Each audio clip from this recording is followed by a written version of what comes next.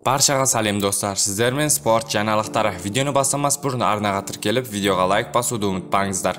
Chempionlikdan bas tortib Sarapsha Golovkinga o'rinni kenes berdi.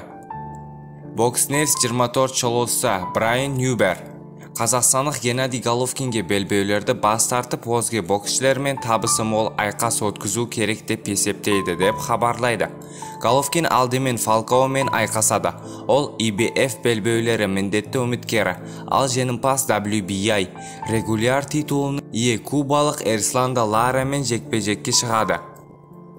40 жастағы Golovkin IBF және WBA titullarına қатысты бір шешімге келу керек. Өйткені міндетті екі қарсыласпен де жекпе-жекке оңайға түспейді. Дазыммен келісім шарттағыдай мол табыс бермейді. Golovkin белбеулерді сақтап қалғысы келсе де бокс сүйер қауым оны 39 жастағы Lara немесе аты шықпаған Falcao'мен айқасын тамашалағысы келмейді. Оның орнына Golovkin чемпиондық белбеулерді босатып, одан кейін WBS титулыны ие Жермар Чарло немесе Крис Юбнекпен айқаса алады. Бұл қазақстандық боксшыға жақсы ақша әкеледі.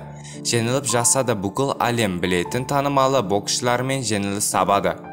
Golovkin Canelo-мен айқастан кейін неге карьерасын аяқтамағаны түсініксіз. Өйткені 160 фунт Жермар Чарломен жекпе-жекте басқа оған істейтін ештеңе жоқ. Алайда таяқ жемеу үшін оған да келіспес.